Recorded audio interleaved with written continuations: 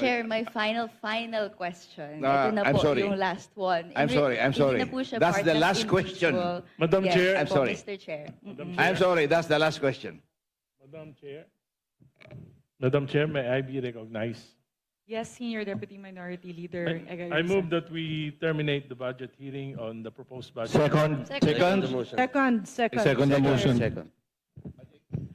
Budget hearing for the office of the Vice President is hereby terminated. Thank you very much.